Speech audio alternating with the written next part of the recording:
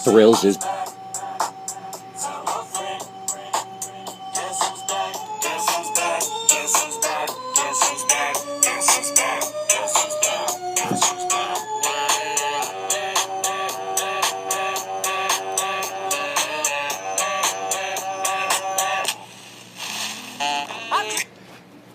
Thrills is back in the house. What is up, ladies and gentlemen? This is the first edition of the Thrills What's Up rankings.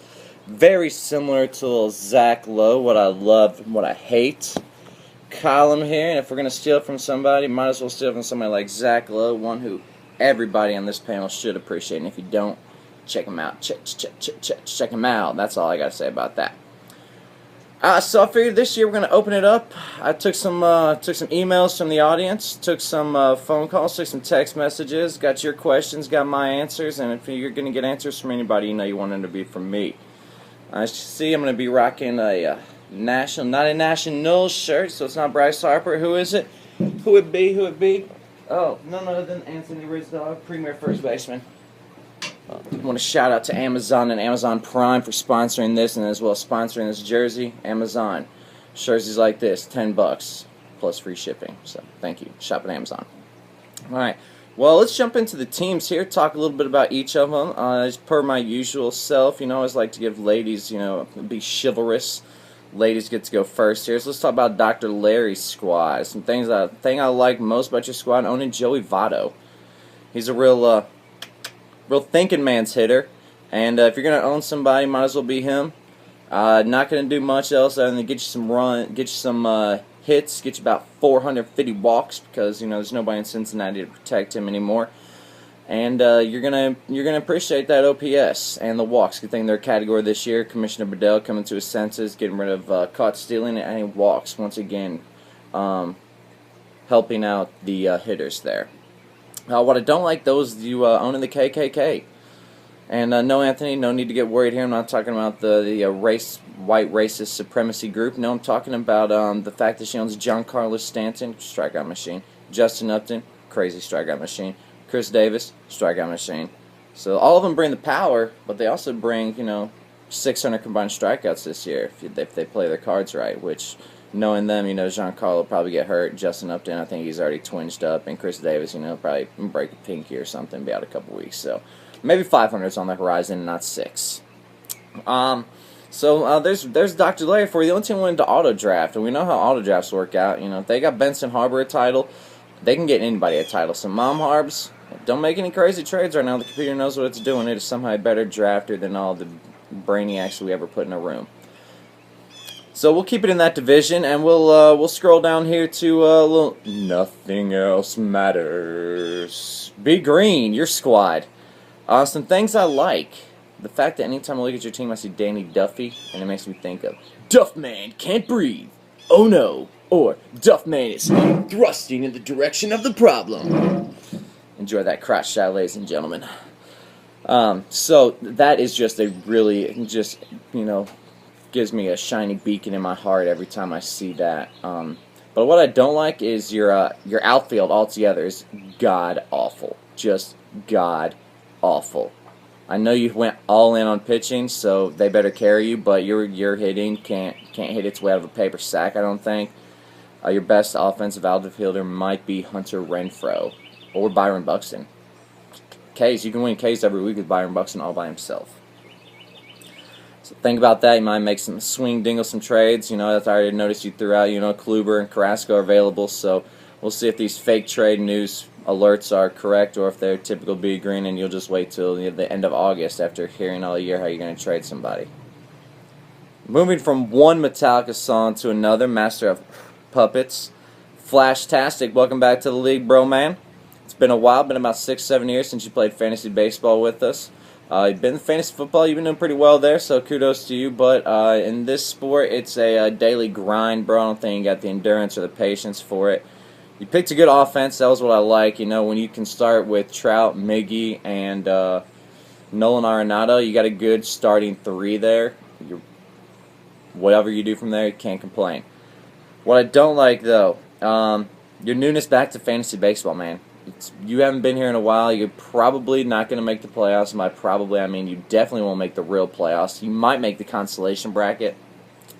That's still up in the air. Unlikely to finish over 500 is one of my key predictions on you. You don't just Michael Jordan it or Jay-Z and just retire, unretire, and come back as still a champion. Doesn't work that way. So good luck to you there, Flash. Moving from one team named Flash to a team named Papyrus. Not much of a transition there, but I couldn't think of anything on the fly. Papyrus. I just like saying your name, and it makes me think of like an ancient scroll, in Egyptian times. They were just, reading things on there that the pharaoh needed them to do. So that's pretty cool. I like that. I also like the fact that you bid on every player in the draft. It does not matter who they are, what position they play, if they're healthy or not. D-Harb, you'll throw a dollar bet out there. You'll throw a $5 bid. Maybe it's 21. I don't know if it's to jack up the price or to dick your competitors over. But either way, it's always entertaining to see D-Harb. Yeah, I'll bid on him. I'll bid on him. Clayton Kershaw, I'll bid. Joe Votto, I'll bid. Manny Margot, I'll bid. So good luck there. I like that strategy. What I don't like is owning Jay Hay. This is not how his rookie season back in Atlanta when he smacked some dingers on opening day and everybody thought he was going to be great, saying he made an all-star team. No, this is 2017, and Jay Hay is just a slash hitter, man. He's 5 for 16. Yeah. The OPS is 709. 709. That is below league average. League average, folks out there didn't know, 739. So that's category looking at, and your player is not above 739. Just know they're below average. Just like, talking about below average, we're going to talk about perfect imperfection. That dude, all through the draft, what I liked, man, how my team looking? Just an unwavering, undying confidence in his squad. And his desire to be first place in the standings as the draft was going on. So he was, oh man, we'll rank him out right now. 4th? Oh man, fuck that, I'm about to buy this player right here. And he bought the player, jumped up to first in the standings mid-round, mid-draft, when he's got 7 players and everybody else has 5, but he's still number 1. Stay out the west side. Connie Chung. Cookie Kwan. Stay out the west side. And what I don't like though is your garbage offense, and what I really don't like is you having disabled list players in your active rotation, like Carlos Rodon. He is out 5 to 6 weeks, not 5 to 6 days. I'm going to need you to put him on the DL and pick somebody up, Anthony. Come on, man. Kick a dough. Makes me so angry, I want to kick a dough. Kick a door. What I like about you, other than not very much, is you're a real dick face in person. I liked your great nominations at the draft. It seemed like every time I looked up, you're throwing somebody out there that was a quality ball player. Sometimes you're winning them, like Alex Bregman, and other times you're losing them, like on some Rangers outfielder, Nomar Mazara. I think that's how you say his name. Mazara? No, I'm just kidding. I don't know how to say his name. I'm just like thinking about A-Harp not owning him. And, the fact that you don't own a single pitcher over the age of 25 is such a dislike on my part. The reluctance to own anybody over 25. Your whole staff is just composed of those young guns, those live arms. And I don't know if you're aware or not, that's supposed to be my market. So I'm going to need you to scoot to an adjacent corner, maybe take them in the 26 to 30-year-old range. Maybe the 31 to 35-year-olds pick up a little DP, a little David Price action maybe. He fits that mold. He's a good pitcher still, right? Right? So, kick a dough. Let's go from you to your arch enemy and David Justice for All. What I've enjoyed so far, dude, your GIF, Geithen, your GIF game has been on point to start the year, man. Whether it's been Josh Donaldson, flexing, giving a little that number, maybe it's been a little Yasiel just kind of sliding into first base, and just chilling there like, what's up? I'm Yasiel Puig. I'm playing good this year. I've enjoyed that, man. It's been quite hilarious checking the message board every time. And what I don't like is the fact you don't own Clayton Kershaw. I believe it's mandated in the league constitution that Cody Nobles pays $53 every year for Clayton Kershaw. I don't know what happened at the draft. Maybe you fell asleep or something, but I think that needs to be fixed, Commish. So I'm gonna need you to get on that ASAP, make a little switcheroonie. I don't know what's gonna happen. when it comes to Bedell, shady business is definitely in his nature. So you can count on something happening behind the scenes, back door possibly, B Green. And talking about back doors, let's go from and David Justice for All to the original champ. What I like, Bryce.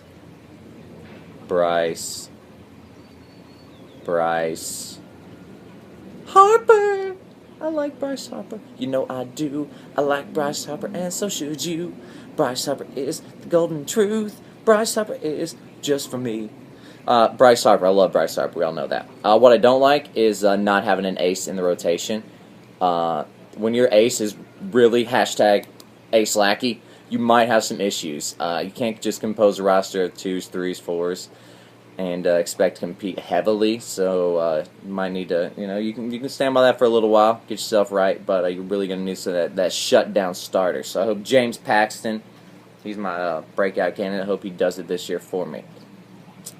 So from one champ to wish I could say another here, but I don't think we have any other champs to talk about. Oh, I'm sorry about that. This is weird to me. Wacky Deli is a champion now, so that's odd to say. But what I like, you own Brandon Belt. He's been playing good this year. He's somebody that fits in your team. You look for doubles a lot in the previous season, and Brandon Belt definitely smacked some dubs. Probably turned those into dingers this year. He already has a couple. One game, I believe, smacking a grand salami just the other day. So good job on Brandon Belt. What I don't like is your pitching staff. When we talk about bad, we talk about like B Green's outfield. Okay, and that's this level. But when we talk about your pitching staff, I think my hand is still below the screen. We're talking about your pitch staff, man. It is Scherzog, Masahiro the Hero Tanaka, Taijuan Walker, and then Tom Glavine. I think that's the quality of arm you get out there right now. I think I was next up in your queue pre-draft. I saw it, and just know my arm's still live. I'm good. I can hum it up there about 61 miles an hour, 3 or 4 different times, and we might be able to, I might be able to, get him to ground out or get bombed for a dinger. So think about that, Wacky Deli. Rocco's Modern Team Easy Win. Team Easy Win. What I really like is your name. I look at it and it's always like, is this going to be an easy win? Or is it you going into the year thinking, are you going to be an easy win? Since you didn't make the playoffs last year, you're thinking, man, am I the easy win team? So, I don't really know how people think about it. And, it always keeps me on my noggin, keeps me thinking. So what a cool name. What I don't like is your light-hitting collection of batters that you have cobbled together.